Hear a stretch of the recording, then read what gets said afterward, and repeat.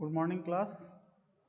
हम लोग पिछले टर्म पे बात किए थे फेक्स ऑफ वेल्डिंग आर्क के ही टॉपिक के बारे में। उसमें हम लोग आगे आज बात करेंगे। ये सब हो चुका था।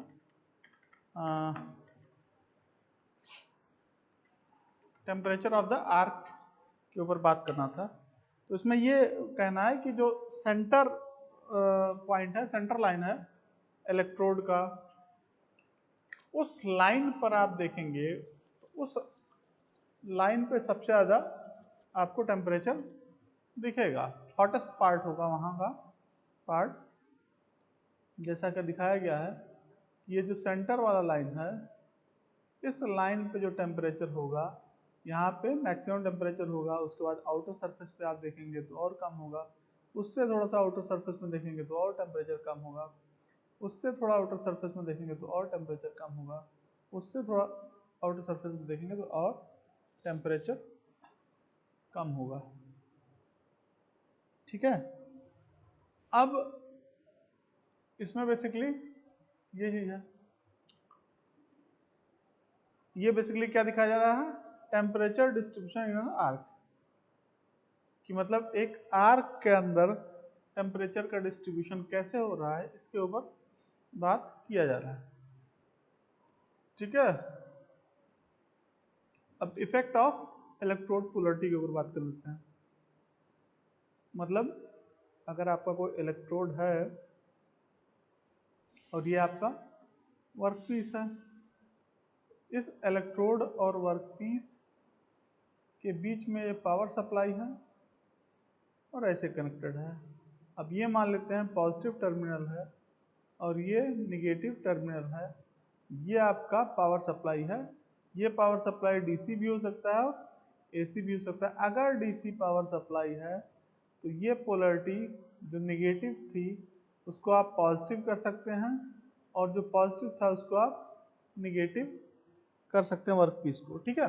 लेकिन पावर सप्लाई डीसी होगी तभी आप ऐसा कर पाएंगे। ठीक है। अब अगर इलेक्ट्रोड आपका निगेटिव पोलरिटी है तो उसको बोलेंगे डायरेक्ट करंट इलेक्ट्रोड निगेटिव, या उसी को बोलेंगे स्ट्रेट पोलरिटी। उसी को बोलेंगे हम लोग स्ट्रेट पोलरिटी। ठीक है। और ये देखिए,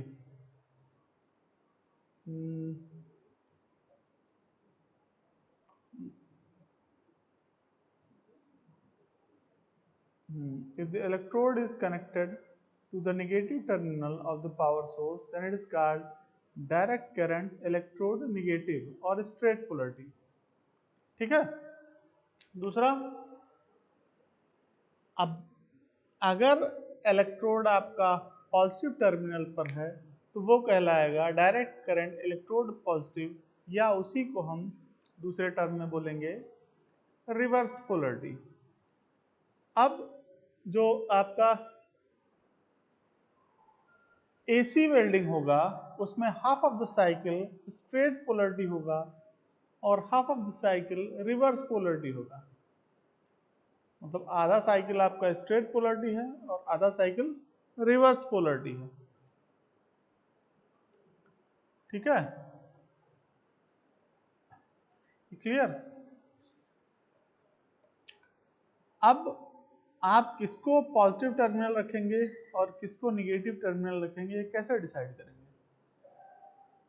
क्या पॉजिटिव टर्मिनल पर होगा और क्या निगेटिव टर्मिनल पर होगा, ये कैसे डिसाइड होगा?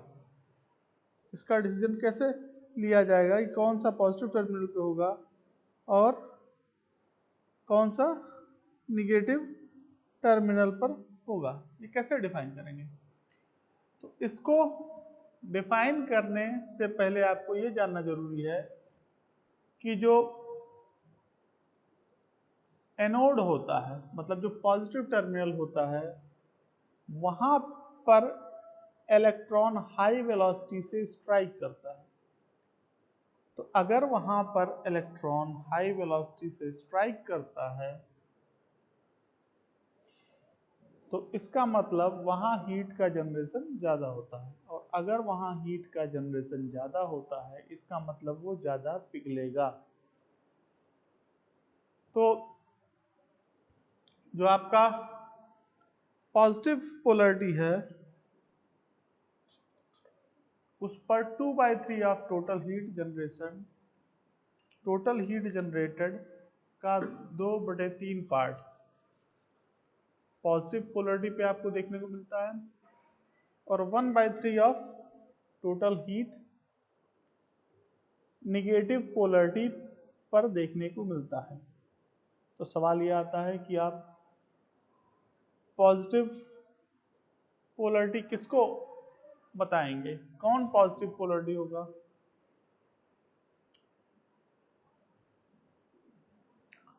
तो इसका जवाब ये है कि जिसमें से आपको, जिसके अंदर आप चाहेंगे कि वो पिघले ज़्यादा, वहाँ ज़्यादा हीट जनरेट हो, उसको आप पॉजिटिव पोलैरिटी बना देंगे। इसका मतलब अगर आप नॉन कंज्यूमेबल इलेक्ट्रोड का इस्तेमाल आपको करना है, इलेक्ट्रोड आपका कंज्यूम ना हो, अगर आपको ऐसे इलेक्ट्रोड को यूज करना है जिसको आप चाहेंगे खत्म ना हो आसानी से, इजीली खत्म ना हो, जल्दी खत्म ना हो, तो आप क्या करेंगे, उसकी पोलैरिटी आप नेगेटिव बना देंगे, मतलब इलेक्ट्रोड की पोलैरिटी। और अगर निगेटिव बनाने से क्या होगा, निगेटिव बनाने से ये होगा कि जो 1/3 ऑफ टोटल हीट है वो इलेक्ट्रोड के ऊपर होगा, और 2/3 ऑफ टोटल हीट आपका वर्क पीस के ऊपर आएगा। फिर सवाल ये आता है कि भाई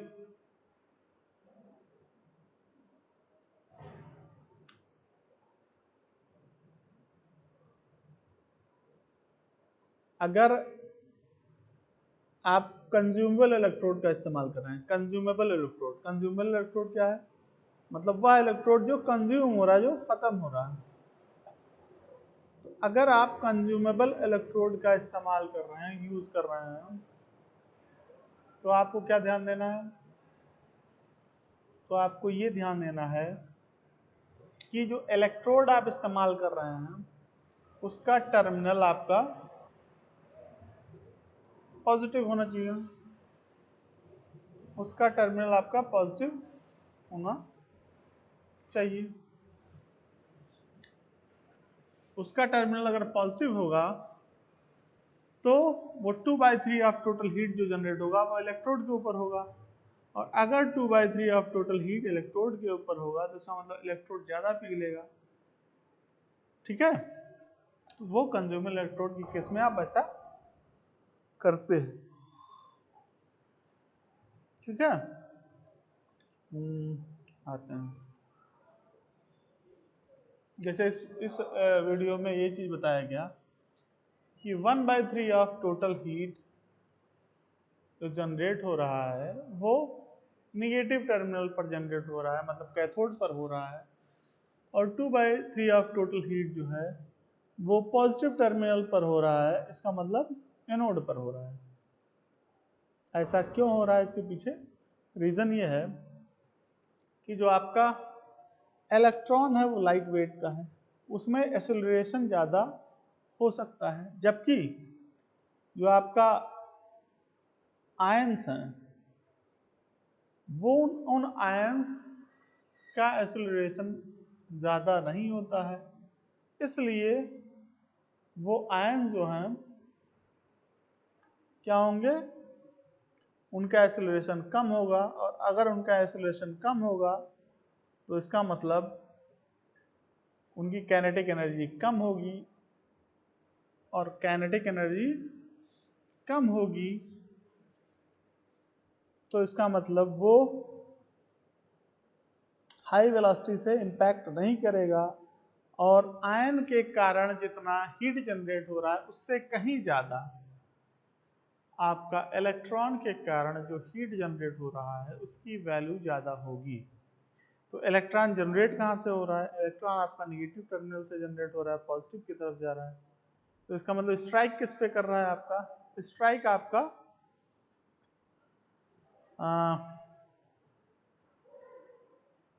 वर्कपीस पे स्ट्राइक कर रहा है, और अगर वर्कपीस पे स्ट्राइक कर रहा है तो जो हीट जनरेट होगा वर्कपीस पे ज्यादा होगा, जो हीट जनरेट होगा वो वर्कपीस पे ज्यादा होगा, ये चीज।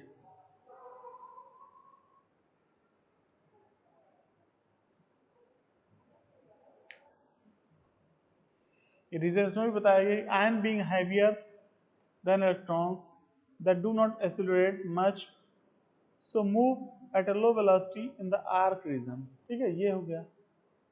इसी कारण से हम लोग कंज्यूमेबल इलेक्ट्रोड के टाइम पे पॉजिटिव टर्मिनल इलेक्ट्रोड को बनाते हैं, और नॉन कंज्यूमेबल इलेक्ट्रोड के टाइम पे हम लोग जो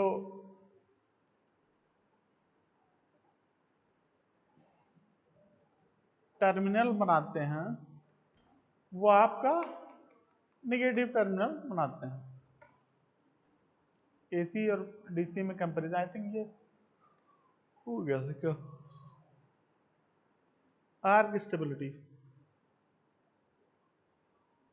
एसी वेल्डिंग के पुअर होगी, डीसी गुड होगी। Distribution of arc heat uniform होगा एसी का, क्योंकि half of the cycle straight polarity, half of the cycle reverse polarity होगा, इसलिए एफिशिएंसी हाई होगी। पावर फैक्टर लो होगा एसी का, क्लीनिंग एक्शन गुड होगा, मेंटेनेंस लेस होगा, कॉस्ट लेस होगा एसी वेल्डिंग का। ठीक है, ये चीजें हैं। आर्क एफिशिएंसी, आर्क एफिशिएंसी मतलब कि जो आपका हीट जनरेट हो रहा है उसका कितना परसेंट यूटिलाइजेशन हो रहा है वेल्डिंग में, वही उसकी एफिशिएंसी उसी से निकाली जाएगी। तो जो इलेक्ट्रोड है और वर्कपीस है, इसके बीच में मान लिया हीट 100% जनरेट हो रहा है, तो उस 100% का 55% पार्ट वर्कपीस में चला जाता है, और 45% पार्ट जो वेल्डिंग के काम में आता है, 10% आपका कंडक्शन कन्वेक्शन कंडक्शन के द्वारा नीचे चला जाता है। अगर ये कोई पार्ट इससे जुड़ा हुआ है तो जाहिर सी बात है किसी पार्ट पर रखा होगा तो कंडक्शन की वजह से चला जाएगा। 30% पार्ट जो है वो इलेक्ट्रोड के अंदर चला जाता है हीट का, तो ये 55 + 30 85, इसका मतलब 15% पार्ट आपका 15% पार्ट एटमॉस्फेयर में चला जाता है रेडिएशन के फॉर्म में। ठीक है, तो कंडक्शन कन्वेक्शन और रेडिएशन के कारण मैक्सिमम अमाउंट ऑफ हीट आपका लॉस हो जा रहा है। तो यूज कितने पार्ट का हो रहा है, केवल 45% of total heat is utilised during welding process. तो इसी से हम एफिशिएंसी निकाल लेंगे कितना एफिशिएंट होगा। ठीक है, तो क्या कहा गया कि only a part of the heat generated by the arc is used for melting purpose to produce weld joints, and remaining is lost in various ways, namely conduction of base metal, convection and radiation to surrounding. The heat generation on the workpiece side depend on the polarity in case of DC welding. In case of DC welding, while it is equally distributed in workpiece and electrode side in case of AC welding. ठीक है,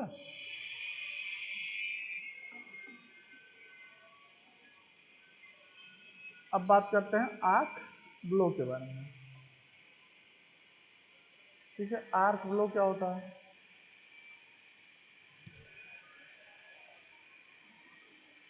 arc blow में basically क्या होता है, arc blow is basically a deflection of welding arc from intended path. जैसे मान लिया electrode का एक्सिस जो है, इलेक्ट्रोड का एक्सिस आपका बताना चलो, इलेक्ट्रोड का एक्सिस मान लिया ये है,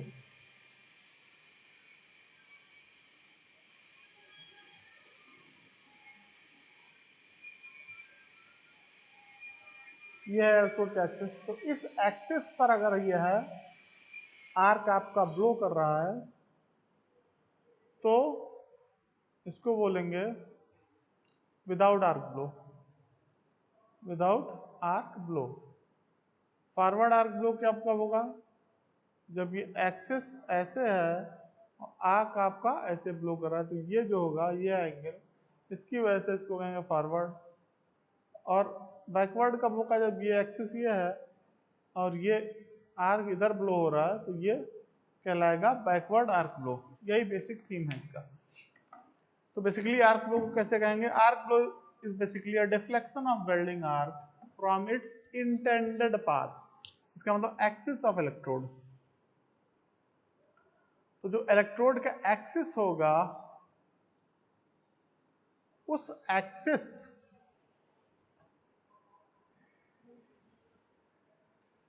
के से जो डेविएशन हो रहा है वही बेसिकली आर्क ब्लो है। तो deflection of arc during welding reduces the control over the handling of the molten metal। ठीक है, deflection of the arc during welding reduces the control over the handling of the molten metal by making it difficult to apply the molten metal in right place।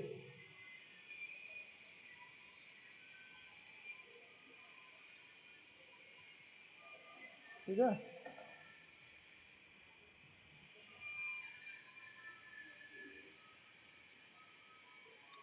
according to the direction of deflection of the arc with respect to the welding direction, an arc blow may term as a forward or backward arc blow। अब वो deflect वही बताया गया कि मतलब वो किधर deflect हो रहा है, फॉरवर्ड साइड में हो रहा है तो forward arc blow, backward side में हो रहा है तो backward arc blow. Cause of arc blow, क्या कारण है आर्क ब्लो का। Arc blow is mainly encountered during DC arc welding due to the interaction between different electromagnetic field in and around the welding arc। अब जो electromagnetic field generate हो रही है उसके कारण से आर्क ब्लो अकर कर रहा है। Incidences of the interaction between electromagnetic field mainly occurs in the area where these fields are localized। There are two common situations of interaction between electromagnetic field that can lead to arc blow। क्या कारण है, number one, interaction between electromagnetic field due to the flow of current through the arc gap and due to the flow of current through the plates। तो एक तो arc gap के अंदर जो current flow हो रहा है उसकी वजह से एक फील्ड जनरेट होगी, दूसरा प्लेट के अंदर जो करंट फ्लो कर रहा है उसकी वजह से भी एक फील्ड जनरेट होगी। उन दोनों का इंटरेक्शन होगा, उसी कारण से आर्क फ्लो अकर कर। Second, interaction between electromagnetic field due to the flow of current through the arc gap and is localized while welding near the edges of the plates। ठीक है, ये कारण है आर्क ब्लो का। फिर मेटल ट्रांसफर के ऊपर बात कर रहे थे हम लोग। मेटल ट्रांसफर कितने तरीके से होगा। Metal transfer refers to transfer of molten metal from the tip of a consumable electrode to the weld pool. Metal transfer से क्या समझना है, इसका मतलब जो मटेरियल जो अब ट्रांसफर हो रहा है इलेक्ट्रोड से वर्कपीस के साइड में, वो ट्रांसफर कैसे हो रहा है, ठीक है, इसके लिए हम बात करेंगे, ठीक है। Shielding gas, composition of electrode, diameter and extension of the electrode are some of the arc welding related parameters which affect the mode of metal transfer from given power setting, namely welding current and voltage. For common mode of metal transfer are generally observed in the case of consumable arc welding process are. Common process क्या है आपका? Short circuit transfer, globular transfer, spray transfer, dip transfer. Metal transfer के 4 mode बताए गए: short circuit transfer, globular transfer, spray transfer, dip transfer. Short circuit transfer, this kind of metal transfer takes place when welding current is very low. कब होता है? जब welding current very low, ठीक है, but high enough to have a stable arc and arc gap is small. This kind of metal transfer takes place when the welding current is very low but high enough to have a stable arc and arc gap is small.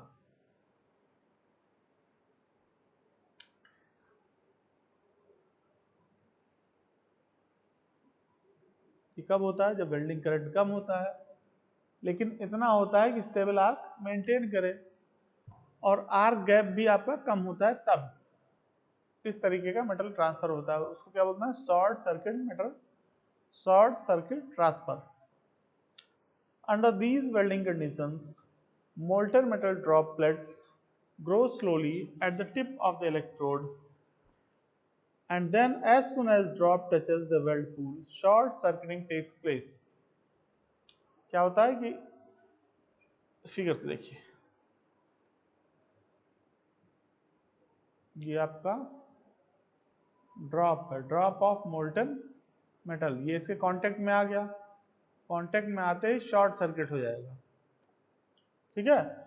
Under these welding conditions molten metal droplets grow slowly, धीरे धीरे बढ़ता है, at the tip of the electrode and then as soon as drop touches weld pool, short circuiting takes place. फिर क्या होता है? फिर आपका हाई करंट फ्लो होने लगता है। Due to the narrow arc gap molten drop does not attain a size big enough to fall down on its own weight under gravitational force. तो सेल्फ वेट से वो नीचे गिर जाता है। On occurrence of the short circuit, इससे क्या होता है? शॉर्ट सर्किट अगर कर जाता है, welding current flowing through the droplets to the weld pool increases abruptly, welding current बढ़ जाता है बहुत ज़्यादा, which in turns result in the excessive heat generation, उससे क्या होता है? बहुत ज़्यादा हीट जनरेट होता है और मोल्टन मेटल के ड्रॉपलेट्स वो क्या करता है? जब बहुत ज़्यादा हीट जनरेट हो जाता है तो मोल्टन मेटल का ड्रॉपलेट जो है थिनर हो जाता है लो सरफेस टेंशन के कारण। उसके बाद क्या होता है? Touching the molten metal drops to the weld pool leads to transfer of molten metal into the weld pool by surface tension effect. क्या होता है कि भाई पहले तो वो अपने आप को खींचे रहता है इलेक्ट्रोड पे भी और वर्कपीस में भी, लेकिन जैसे ही ग्रेविटेशनल फोर्स के कारण, ग्रेविटेशनल फोर्स की वैल्यू ज़्यादा होती है सरफेस टेंशन से, वो ड्रॉपलेट नीचे गिर जाता है। Once molten metal is transferred to the weld pool, arc gap is established, which in turn increases arc voltage abruptly. This increase in arc voltage due to setting up the arc gap reignites the flow of current start. ये काम आपका 20 से 200 time पर second होता रहता है welding के दौरान, ठीक है। Short circuit transfer. नेक्स्ट है globular transfer. Globular transfer takes place when the welding current is low. कब होता है? जब वेल्डिंग करंट लो होता है but higher than the short circuit transfer. Welding current low होता है लेकिन शॉर्ट सर्किट ट्रांसफर से इसकी वैल्यू ज्यादा होती है and arc gap is large enough, arc gap इसमें ज्यादा होता है। So the molten metal droplets can grow slowly, धीरे धीरे बढ़ता है मोल्टन मेटल का जो ड्रॉपलेट्स है at the tip of the electrode which with melting of the electrode tip। तो इसमें क्या हो रहा है धीरे धीरे, मतलब ये शॉर्ट सर्किट कंडीशन इसमें नहीं आती है। as soon as drop attain the large size enough, उसका साइज बढ़ रहा है, ग्रेविटेशनल फोर्स की वैल्यू बढ़ रही है और वो जो फोर्स लग रहा है होल्ड करने के लिए ड्रॉपलेट को, जस्ट सरफेस टेंशन के कारण या कई रीजन के कारण, ड्रॉप डिटैचेस के कारण, सरफेस टेंशन बेसिकली के कारण और भी जो फोर्सेस लग रहे होंगे, उन फोर्सेस के कारण अगर वो फोल्डिंग से ज़्यादा फोर्स लग रहा है हमारा, तो क्या होगा कि आपका ड्रॉप नीचे गिर जाएगा।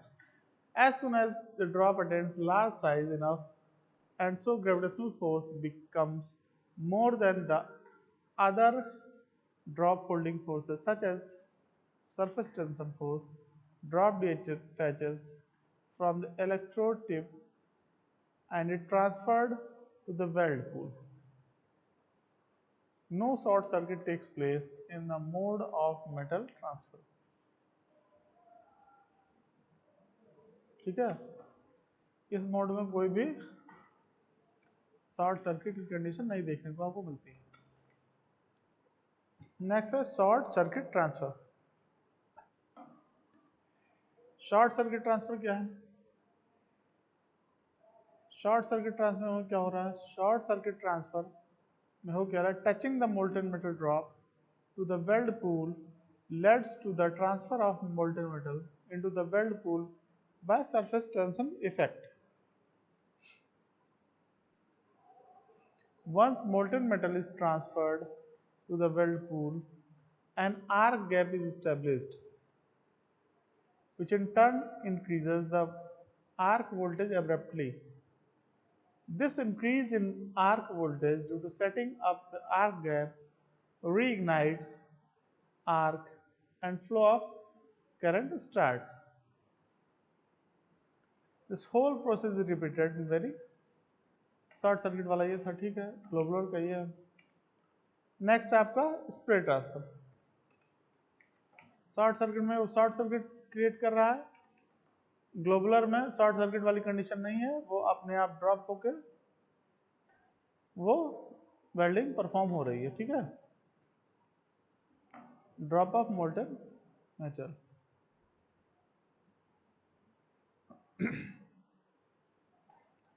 स्प्रे ट्रांसफर में क्या है?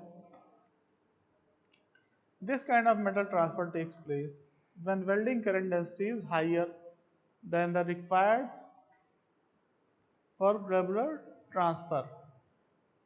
ठीक है, वेल्डिंग करंट डेंसिटी जब ज़्यादा हो तब इसका यूज करते हैं। High welding current density result the high melting rate. Welding current जब ज़्यादा होगा तो मेल्टिंग रेट आपका ज़्यादा होगा। Another reason for detachment of the small droplets is that high welding current increases temperature of the arc zone, which in turn lowers the surface tension force। The transfer of molten metal from electrode tip appears similar to the spray line axis of electrode। This feature helps to direct the molten metal in proper place where it is required, especially in difficult to access areas। Spray transfer में basically हम ऐसे locations के लिए इस तरीके के metal transfer का use करते हैं जहां इंट्रिकेट शेप्स की वेल्डिंग करनी हो, टिपिकल शेप की वेल्डिंग करनी हो, डिफिकल्ट टू एसेस एरिया वाले पोजीशन की वेल्डिंग करनी हो, तो उस केस में हम स्प्रे ट्रांसफर का यूज करते हैं। इसमें हाई वेल्डिंग करंट डेंसिटी के कारण हाई मेल्टिंग रेट होता है। ठीक है, देख रहे हैं spray transfer, number of droplets आपको देखने को मिल रहा है। Dip transfer. Dip type of metal transfer is observed when the welding current is very low and feed rate is high. Under these welding conditions, electrode is short circuited with weld pool, which leads to the melting of the electrode and transfer of the molten drops. Approach-wise, dip transfer is similar to the short circuit metal transfer, and many times two are used interchangeably. However, these two differs in the respect of welding conditions, especially arc gap, that led to these two types of metal transfer. Low welding current and narrow arc gap results in short circuit mode metal transfer. ठीक है, narrow gap होना चाहिए और welding current लो होगा, तब आप short circuit metal transfer देख रहे हैं. While a dip transfer is primarily caused by abnormally high feed rate even when working with the recommended range of welding current and arc gap. ठीक है, dip transfer का ये figure. ठीक है, और बाकी टॉपिक पे हम लोग नेक्स्ट टर्न पे डिस्कस करेंगे. आज के लिए इतना ही. ठीक है, तो क्लोज करते हैं टॉपिक. Okay, thank you.